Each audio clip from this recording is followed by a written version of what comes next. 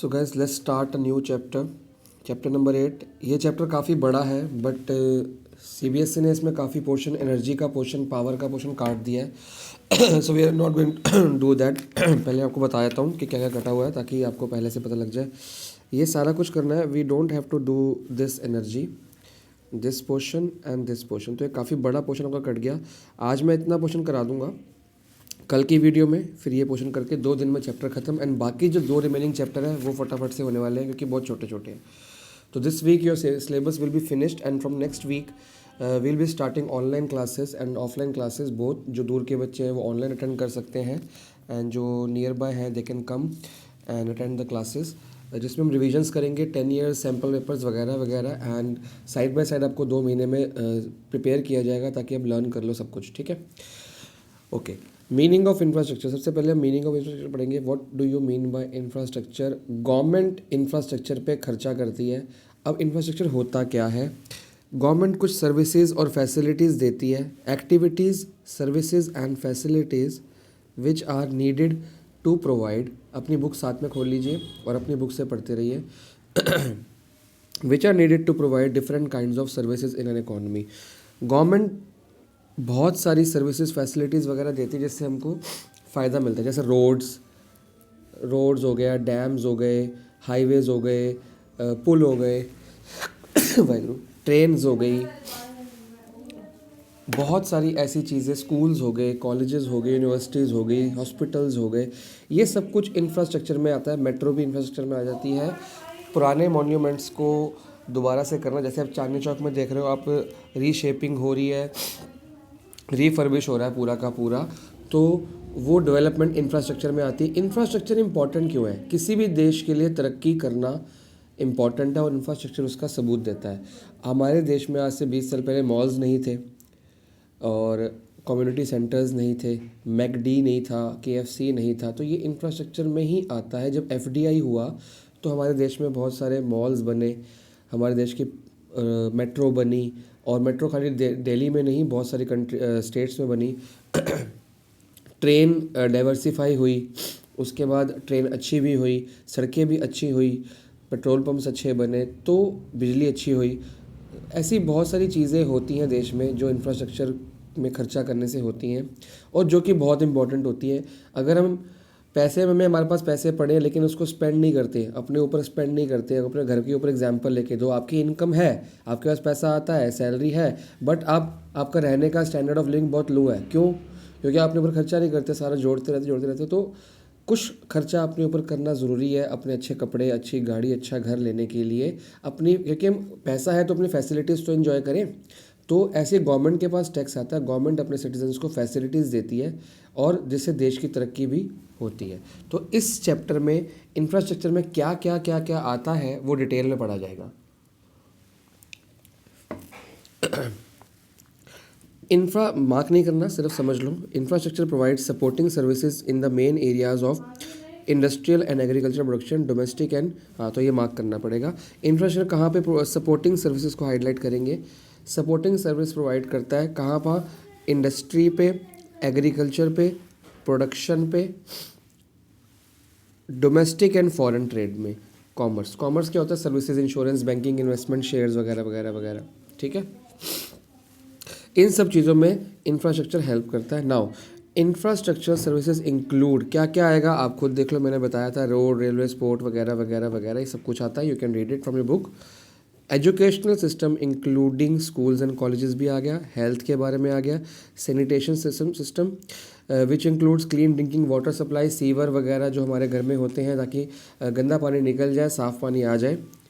Monetary system including bank, insurance, other financial, ये सारा का सारा आपको बनाया जाता है इंफ्रास्ट्रक्चर के अंदर।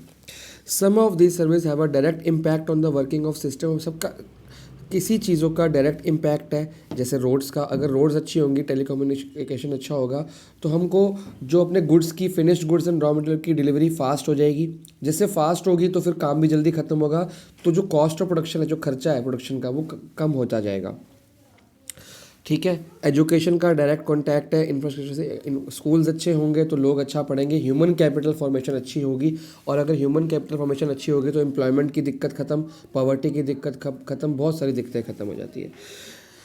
ठीक है, ये आपको पूरा का पूरा पढ़ना है। लर्न करने के लिए बस ये इंपॉर्टेंट है कि definition word to word learn होनी चाहिए। डेफिनेशन किसी भी चैप्टर में कोई भी डेफिनेशन है, you can not right in your own words, आपको बुकिश लैंग्वेज ही लिखनी पड़ेगी, क्योंकि आप अपनी लैंग्वेज में पता नहीं क्या क्या लिख दोगे, गड़बड़ हो जाएगी। हाँ, ये सब आपके एग्जाम्पल्स हैं, इसको लर्न कर लो, रीड कर लो, या आपकी मर्जी। ठीक है, now what are the types of infrastructure. Infrastructure basically दो चीज़ों में डिवाइड हो रखा है, इकोनॉमिक और social. It includes infrastructure associated with energy, transportation and communication. Energy, transportation, energy मतलब बिजली, ट्रांसपोर्टेशन आपको पता ही है, कम्युनिकेशन फ़ोन वगैरह। ये इकोनॉमी की हेल्थ, इकोनॉमी की अपग्रेडेशन के लिए, इकोनॉमी को ऊपर उठाने के लिए, ग्रोथ के लिए, डेवलपमेंट के लिए बहुत इंपॉर्टेंट है। एग्जाम्पल भी साथ में है। सोशल में आता है लोगों, सोसाइटी के बारे में, एजुकेशन, हेल्थ एंड हाउसिंग, इसमें लोग इन्वॉल्व हैं। इकोनॉमी में पैसा इन्वॉल्व होता है कि इन सब से इंडस्ट्रीज़ वगैरह चलती हैं, और एजुकेशन, हेल्थ और हाउसिंग से इंडस्ट्री नहीं चलती, बट सोसाइटी का स्टैंडर्ड ऑफ लिविंग अपग्रेड होता है, quality of human resource upgrade होता है। ठीक है, तो आपको कुछ समझ आ गया होगा इकोनॉमिक में क्या चीज़ आती है। जो हमारे बिजनेस या इंडस्ट्री से रिलेटेड होती हैं वो इकोनॉमिक में आएंगी, जो सोसाइटी और लोगों से रिलेटेड होती हैं वो सोशल डेवलपमेंट में आएगी। Both economic and social infrastructure projects have a strong bearing on the process of economic development. दोनों इंपॉर्टेंट हैं। आएंगे नेक्स्ट पेज पे। अब अगर बोर्ड में क्वेश्चन आ जाए, क्योंकि ये सब भी इंपॉर्टेंट लिया करो, क्योंकि आप ये पहले बुक 11th में थी तो ये खाली इन्फॉर्मेशन के लिए प्रोवाइड था, बट 11th में क्या होता है कि मैम ने जितना करा दिया नोटबुक में या बुक में करा दिया, आपने कर लिया।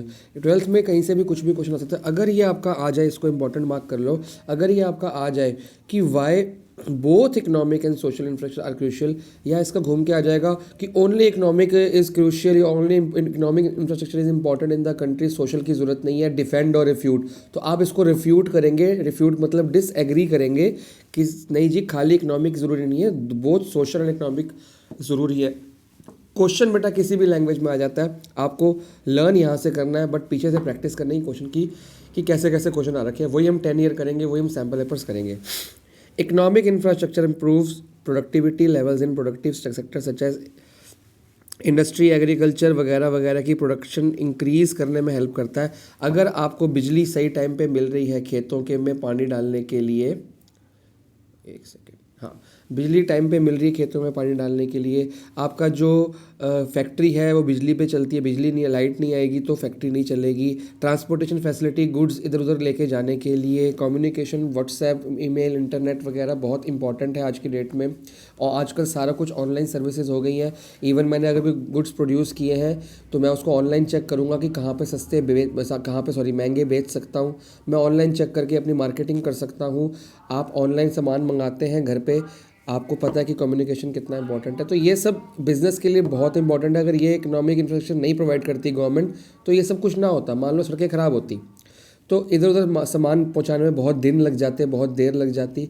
अगर पावर की कमी होती देश में तो फैक्ट्रियाँ लाइट 24-24 घंटे, 20-20 घंटे, 12-12 घंटे लाइट गई होती तो हम प्रोडक्शन कैसे इंप्रूव करते हैं। अगर प्रोडक्शन नहीं इंप्रूव होती तो जीडीपी कैसे बढ़ती, और जीडीपी नहीं बढ़ती तो देश की तरक्की कैसे होती। तो ये बहुत इंपॉर्टेंट चीज़ें हैं। मैंने जितना कुछ बोल दिया आप अभी के अभी पॉज करके अपनी लैंग्वेज में लिख लो कि ये सब कितना इंपॉर्टेंट है। अपनी लैंग्वेज में भी लिख सकते हो बड़ा करने के लिए आंसर को। Social infrastructure improves human productivity, तो इससे क्या बढ़ती है, इकोनॉमिक में बिजनेस की प्रोडक्टिविटी बढ़ती है, यहाँ पे ह्यूमन कैपिटल की प्रोडक्टिविटी बढ़ती है, efficiency through education, health, housing etcetera. आपका स्टैंडर्ड ऑफ लिविंग बढ़ता है, ह्यूमन कैपिटल फॉर्मेशन होती है, अच्छी ग्रोथ होती है, अच्छी हेल्थ होती है, अच्छी एजुकेशन होती है। And both are supplementary and complementary, दोनों एक दूसरे पे डिपेंड है।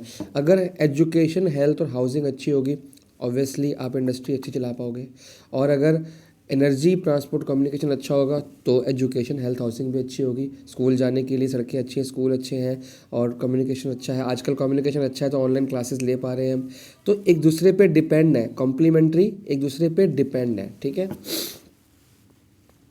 आगे आएंगे इम्पॉर्टेंस ऑफ इंफ्रास्ट्रक्चर। अब इंफ्रास्ट्रक्चर की इम्पॉर्टेंस क्या क्या है अभी आपको आइडिया तो लग ही गया होगा। Facilitates functioning of the economy, economies की स्मूथ फंक्शनिंग, डेवलपमेंट, ग्रोथ सब इंफ्रास्ट्रक्चर पे डिपेंड है।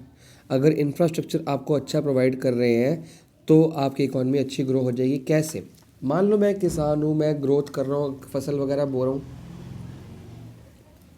लेकिन अगर मेरे पास ट्रैक्टर्स वगैरह नहीं है, तो मैं क्या कर सकता हूँ, मेरी जो स्पीड कम हो गई तो ट्रैक्टर्स इंफ्रास्ट्रक्चर का पार्ट हो गया। उसके बाद फसल ग्रो कर ली, काट ली, सब कुछ हो गया, अब उसको बेचना है। अगर मेरे को ऑनलाइन ऑप्शन, जैसे आजकल जो न्यू लॉज पास हुए, न्यू बिल्स पास हुए, गवर्नमेंट ऑनलाइन ऑप्शन देती है कि आप अपने आसपास नहीं कहीं भी जाके बेच दो, तो उसके लिए मेरे को क्या चाहिए, कम्युनिकेशन चाहिए। कम्युनिकेशन से फ़ोन चाहिए, स्मार्टफोन से मैं चेक करूँगा कि यार मेरे आसपास की जो मंडियाँ हैं या मेरे आसपास के जो गांव या शहर है वहाँ पे मेरे को कम रेट मिल रहा है, मैं दूर बेच देता हूँ, तो मैं वहाँ पे दूर बेचने का ऑप्शन मेरे को मिल जाएगा, इंफ्रास्ट्रक्चर से मिलता है। फिर जब दूर बेचने का ऑप्शन मैंने टिक कर दिया कि मेरे को भेजना है, उसके बाद मेरे को ट्रक टेम्पू कुछ तो चाहिए कि मैं भेज सकूँ, तो वो ट्रक टेम्पू किस में आ गया, इंफ्रास्ट्रक्चर में। अब ट्रक टेम्पू मैंने लोड कर दिया, सड़कें टूटी फूटी हैं, ख़राब है, आज भेजा शाम को, कल दोपहर पहुंचा जाके, तो अगर रोड्स अच्छी है तो अभी भेजा थोड़ी देर में जाके पहुंच गया, फिर दोबारा वो ट्रक अपने पैसे कमा सकता है। मतलब एक चक्कर मेरा मारा, एक चक्कर किसी और का मारा, एक चक्कर किसी और का मारेगा, करते करते ट्रक वाले की भी कमाई अच्छी है। अगर रोड्स अच्छी हैं तो टाइम पे सामान पहुंच रहा है, वरना क्या होता है कि 3-3 दिन सामान पहुंचने में लग जाते हैं, गुड्स ख़राब हो जाते हैं, सब्जियां, फ्रूट, वेजिटेबल सब ख़राब हो जाता। तो ये सब कुछ फंक्शनिंग ऑफ द इकॉनमी के लिए अच्छा है। एग्रीकल्चर डेवलपमेंट अभी बता ही दिया, रोड्स, रेलवे, शिपिंग, इंडिया में, इंडिया के बाहर बेचने के लिए आपको प्रॉब्लम नहीं आती। लार्ज स्केल प्रोडक्शन बढ़ाने के लिए आपको सीड्स मिलते हैं, पेस्टिसाइड, फर्टिलाइज़र, ये ट्रांसपोर्ट किए जाते हैं, तो टेम्पूस, ट्रक्स वगैरह आपको चाहिए, तो सड़कें अच्छी चाहिए। उसके बाद गवर्नमेंट इंश्योरेंस की फैसिलिटी देती है, इंश्योरेंस और बैंकिंग फैसिलिटी देती है सबको। तो इंश्योरेंस करती है, खेतों की भी होती है, आपकी खुद की भी होती है, आपके गाड़ियों की भी होती है, ताकि कहीं कोई एक्सीडेंट हो या डेथ हो या खेत की फसल ख़राब हो जाए तो आपको इंश्योरेंस से पैसा मिल जाए। तो ये इंश्योरेंस किस में आती है, ऑब्वियसली इंफ्रास्ट्रक्चर में आती है। बैंकिंग इंफ्रास्ट्रक्चर में आती है। बैंक के कितने फ़ायदे हैं, मैक्रो इकोनॉमिक्स में हमने पढ़ लिए थे। So that agriculture can operate on large scale, agriculture को बढ़ावा देने के लिए ये सारी चीज़ें बहुत ज़रूरी हैं। इसको आप बहुत बड़ा कर सकते हो। ये पॉइंट अगर मैं लिखना चाहूँ ना एग्रीकल्चर वाला, तो मैं 1 से 1.5 पेज का लिख दूँ, इतना बड़ा मैं कर सकता हूँ। तो आपके इंपॉर्टेंस इकट्ठी आती है तो सारी छोटी छोटी लिख दो, फ्लो चार्ट बना दो, लेकिन अगर 1-2 आती हैं तो उसको बड़ा बड़ा करो, अपनी लैंग्वेज में बढ़ाओ उसको। इकोनॉमिक डेवलपमेंट, अगर बोलोगे सर ये और ये पॉइंट तो सेम है, नहीं, मिलते जुलते हैं, लेकिन वही बात है कि चीज़ों को बदल के आंसर तो बड़ा करना ही है ना। Facilitate functioning of economy, economy की स्मूथ फंक्शनिंग, स्मूथ रनिंग के लिए ये सब फैसिलिटीज़ ज़रूरी है। ये तरक्की की बात है, ये चलने की बात है, ये ग्रो करने की बात है। Development of infrastructure and economic development go hand in hand. जैसे जैसे इंफ्रास्ट्रक्चर बढ़ेगा वैसे वैसे इकोनॉमिक डेवलपमेंट भी बढ़ेगी। Agriculture depends on adequate expansion और डेवलपमेंट ऑफ इरिगेशन फैसिलिटीज़ बढ़ेंगी तो एग्रीकल्चर बढ़ेगा। खाली इरिगेशन क्यों, ये सारी चीज़ दोबारा डाल सकते हो आप, सीड्स, पेस्टिसाइड, फर्टिलाइजर, सब कुछ डाल दो इसमें, एग्रीकल्चर बढ़ेगा। एग्रीकल्चर बढ़ेगा तो जीडीपी बढ़ेगी, जीडीपी बढ़ेगी तो इकोनॉमिक डेवलपमेंट बढ़ेगी, सीधी सी बात। फिर खाली एग्रीकल्चर क्यों, इंडस्ट्री की डेवलपमेंट, पावर, इलेक्ट्रिसिटी या एनर्जी, कुछ भी कह दो, ट्रांसपोर्ट, कम्युनिकेशन, आप देखो पॉइंट्स रिपीट हो रहे हैं। तो बच्चों का ना क्वेश्चन, सर इतना सारा याद कैसे करें, बहुत क्वेश्चन पूछते हैं बच्चे कि सर इतना सारा याद नहीं होता, कैसे करें। आपको हेडिंग्स याद करनी है बेटा जी। ये देखो एग्रीकल्चर का पॉइंट यहाँ भी था, इंडस्ट्री का पॉइंट ऊपर भी सेम था, और यहाँ भी सेम है आपके पास इंडस्ट्री का, एग्रीकल्चर का। तो आपके पॉइंट्स रिपीट हो ही जा रहे हैं। आपको central idea of the chapter learn करना होता है, ना कि पूरे पूरे रटने होते हैं आंसर।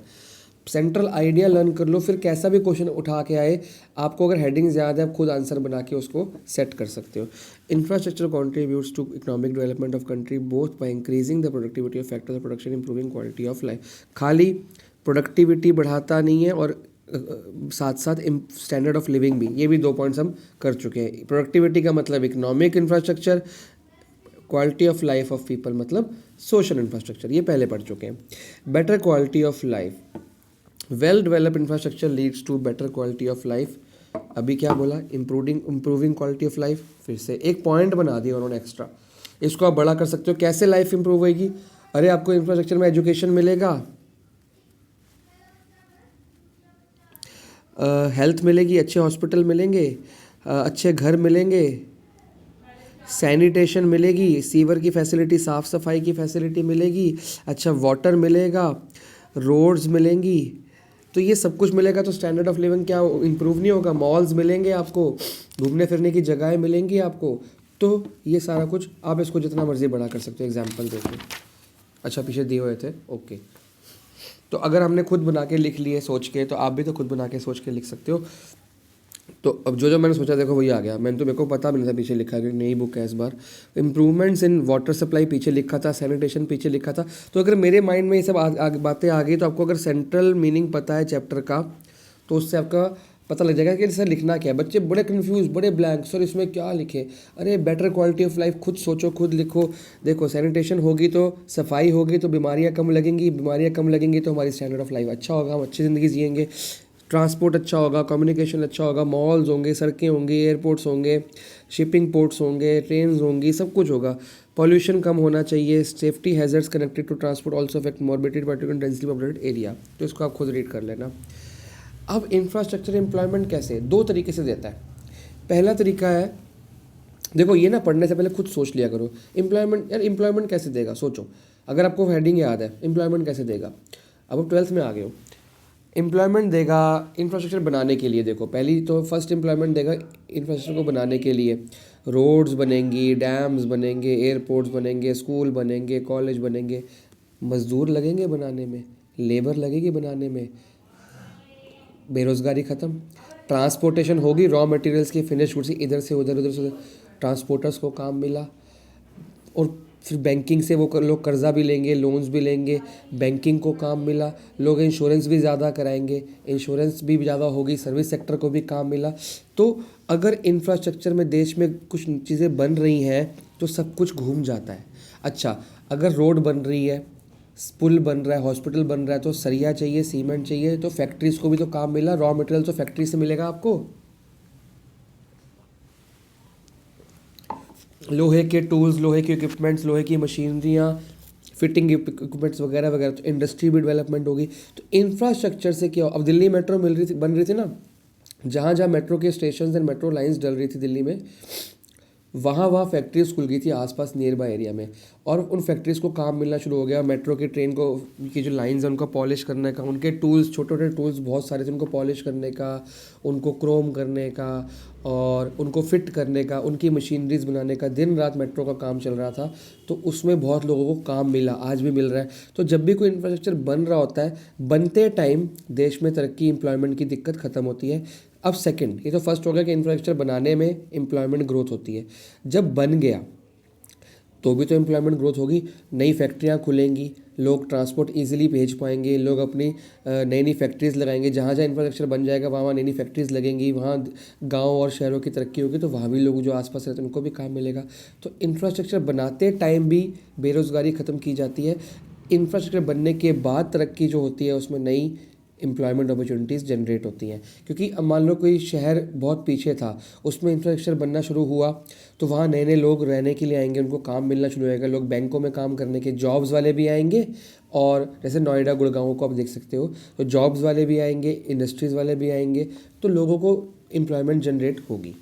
अब पढ़ते हैं, infrastructure helps in generating employment, many people get employment in infrastructure projects. ये बनते टाइम, कंस्ट्रक्शन के टाइम, मेंटेनेंस ऑफ रोड में काम मिलता है, इलेक्ट्रिसिटी प्लांट, रेलवेज बनाने में टाइम लेता है। Many more people are able to find employment in industry and trade. ये हो गया आफ्टर। तो दोनों पॉइंट, एक तो हो गया प्रोजेक्ट्स लाइक कंस्ट्रक्शन में, और एक होता है आफ्टर के बनने के बाद भी तो इंफ्रास्ट्रक्चर में काम मिलेगा। मॉल बनते टाइम तो लोगों को काम मिला, मॉल बनने के बाद दुकानें खुली, वहाँ भी तो लोगों को काम मिलेगा। दोनों जगह से आपको एम्प्लॉयमेंट ग्रोथ होती ही होती है, पैसा मार्केट में घूमता है, जीडीपी बढ़ती है। इंफ्रास्ट्रक्चर बहुत अच्छा एग्जाम्पल है देश की तरक्की के। जो देश अपने इंफ्रास्ट्रक्चर पे खर्च नहीं करता वो पीछे रह जाता है, जैसे अफ्रीका। Facilities outsourcing.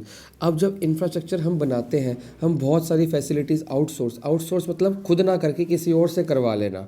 कि मान लो स्कूल का प्रोजेक्ट मिला था, मेरे पास टाइम नहीं है, मेरे प्री बोर्ड्स चल रहे हैं, मैंने किसी और को पैसे दे के करवा लिया, मैंने आउटसोर्स करवा लिया, मेरा काम उस बंदे ने कर दिया, मैंने उसको पे कर दिया। अब जिस बंदे ने वो प्रोजेक्ट बनाया उसको एम्प्लॉयमेंट मिली, उसको काम मिला, उसको पैसा मिला। ऐसे ही जब इंफ्रास्ट्रक्चर बनता है, हम कुछ चीज़ें तो अपने आप कर लेते हैं, कुछ चीज़ें हम नहीं कर पाते तो हम बाहर से करवाते हैं, तो बाहर वाले बंदे को, तीसरे थर्ड पर्सन को भी काम मिलता है। A country with advance infrastructure facilities is able to reap benefit from outsourcing work. India is emerging as a global destination for BPOs आ रहे हैं।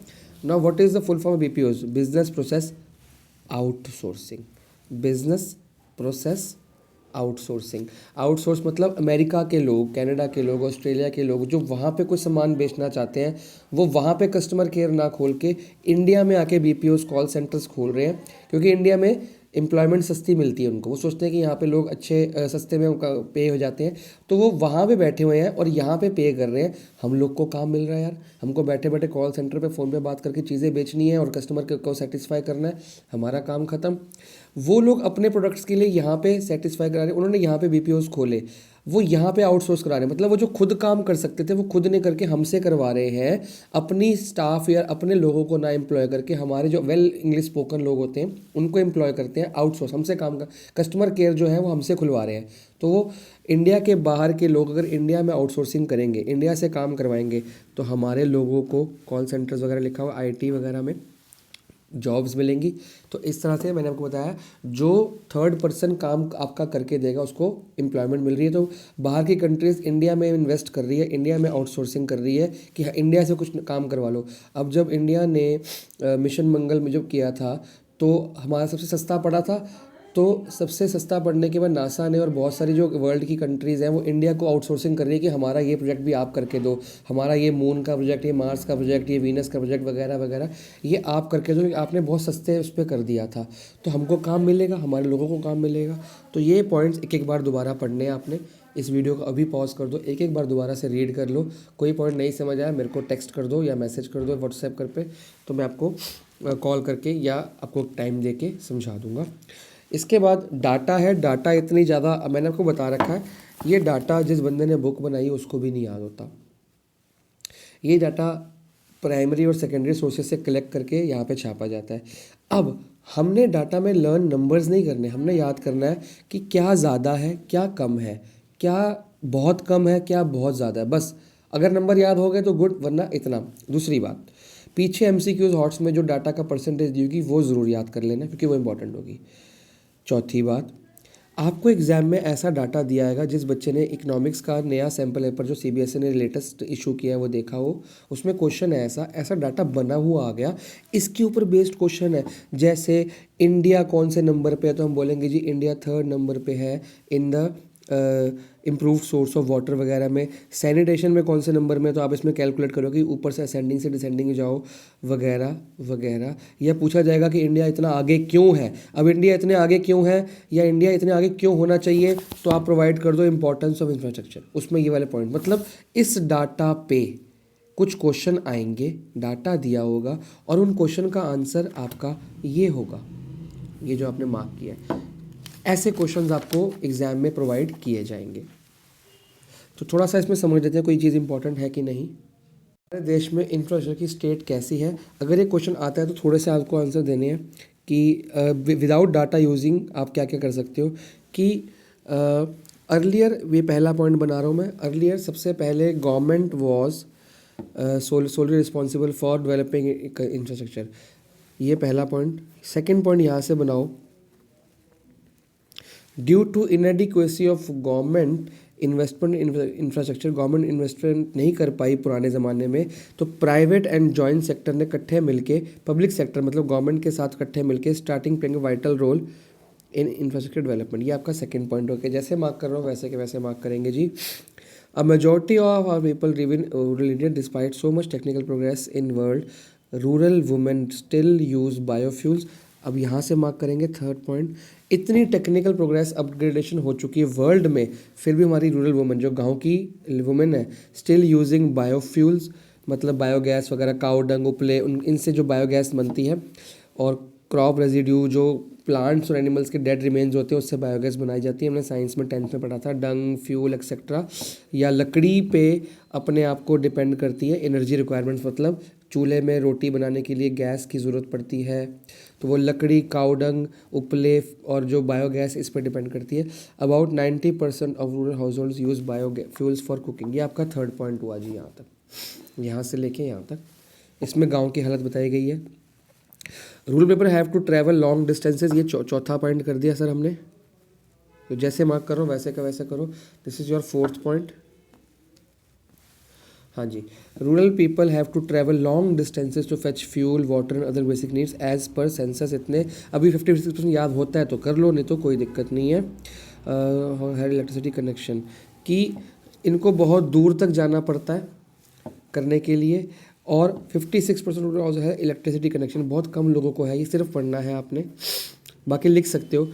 5वां पॉइंट है tap water availability is limited to only 24% rural household and the remaining household make use of own water from open sources like wells tank। तो अगर number याद नहीं हो रहा तो आप बोलोगे टैप वाटर बहुत कम लोगे, ओनली या वेरी लेस कर लो। Tap water availability is limited to very less कर दो, very less rural house and जो बाकियों के पास जिनके पास टैप नहीं है वो वेल्स टैंक्स पॉन्ड्स वगैरह को यूज़ करते हैं। अब उसमें पानी तो गंदा होता है ना, वो गंदा पी के बीमार हो जाते हैं और फिर दिक्कत होती है।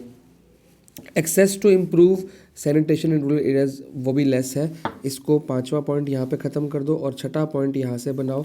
एक्सेस टू इम्प्रूव सैनिटेशन, जो पानी का डिस्चार्ज है सीवर में जाता है, वॉज इसको काटो ऑल्सो वेरी लो। ठीक है, कि ऐसे परसेंटेज की याद करने की जरूरत नहीं। अब ये 56 लिखा है तो नियरली हाफ हो गया, तो यू विल लिख कि इसको पॉइंट बनाना चाहो कि एज पर सेंसस 2001 56% या nearly half of the rural house hold have electricity connection. इसको ऐसे भी आप लिख सकते हो, अगर आप चाहो तो 7वां पॉइंट ये बना सकते हो। ठीक है, तो ये स्टेट ऑफ इंडिया की हालत है कि क्या क्या हमारे देश में हो रहा है। आगे बढ़ते हैं, 6 पॉइंट हो गए जी।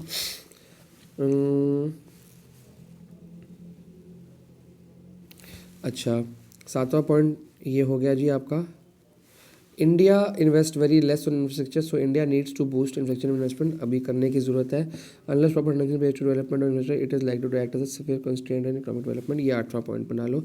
जब तक इस पे आपको ज़्यादा गवर्नमेंट ज़्यादा ध्यान नहीं देती तब तक हम पीछे रहेंगे। ये वर्ल्ड के ऊपर है कि कौन सा वर्ल्ड की वाटर सप्लाई सबसे अच्छी है, तो सिंगापुर की वाटर सप्लाई सबसे इम्प्रूव्ड है। इंडिया जबकि 94 पे आता है, 94% ठीक है। ये 2015 के सेंसस है, तो ये वगैरह। अब देखो सैनिटेशन मतलब सीवर की हालत सबसे अच्छी साउथ कोरिया की है, इंडिया 40% है, बहुत पीछे है अभी। 40% ठीक है, 60% ख़राब है। मोबाइल सब्सक्राइबर पर 100 पीपल, 100 में से कितने सब्सक्राइबर मोबाइल के हैं? इंडिया में 100 में से 79 लोगों के पास मोबाइल है, जबकि 21 लोगों के पास नहीं है। तो बहुत बेकार चीज़ है, क्योंकि गांव में लोगों का मोबाइल नहीं है और लोगों का होना चाहिए मोबाइल, ताकि अपनी अपनी तरक्की कर सकें, ना कि पबजी खेल सकें। आपको मोबाइल चाहिए बहुत सारी चीज़ों के लिए, खाली गेम्स खेलने के लिए नहीं। पावर जनरेशन बिलियन किलोवाट, सबसे ज़्यादा पावर जनरेशन चाइना करता है, क्योंकि वो बहुत बड़ा देश है और अपनी फैक्ट्रीज बहुत चलाता है।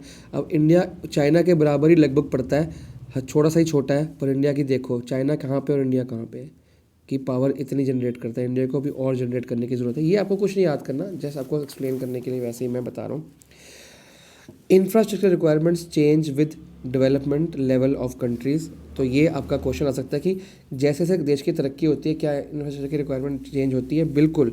फॉर लो इनकम कंट्रीज़, जो गरीब देश होते हैं, basic infrastructure services like irrigation transport and power are more important. इनको कौन से जो गरीब देश है उनको रोड्स वगैरह नहीं चाहिए, सॉरी रोड्स तो चाहिए उनको, ज़्यादा इंडस्ट्रीज़ या ज़्यादा मॉल्स या ज़्यादा बैंक्स नहीं चाहिए उनको। सबसे पहले इरिगेशन चाहिए खेतों के लिए। गरीब देश है ना, खेती के ऊपर डिपेंड होगा।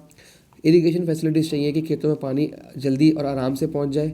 उनको सड़कें अच्छी चाहिए, ट्रेन्स अच्छी चाहिए, और सबसे पहले बिजली चाहिए। अगर बिजली अच्छी होगी, आप फैक्ट्री बना रहे हो, मॉल बना रहे हो, लेकिन आपके देश में बिजली नहीं है, तो पहले बिजली बनाओगे कि पहले मॉल बनाओगे? तो पहले बिजली। तो ये क्वेश्चन है कि अगर लो इनकम कंट्रीज़ हैं या गरीब कंट्रीज़ हैं, उनको पहले ये सब चाहिए, ना कि कुछ और एज़ वो जैसे जैसे इकोनॉमिक मैच्योर होना शुरू होती हैं, तो वो फिर बाकी चीज़ों को, एग्रीकल्चर की डिमांड श्रिंक हो जाती है और बाकी चीज़ों की डिमांड बढ़ जाती है, जैसे पावर, टेलीकम्युनिकेशन, बैंकिंग सर्विस वगैरह वगैरह। ये आपको जवाब बाद में चाहिए होते हैं। तो पहले आपको ये चीज़ें चाहिए, बाद में आप बाकी चीज़ों को इसमें एग्जांपल दे सकते हो।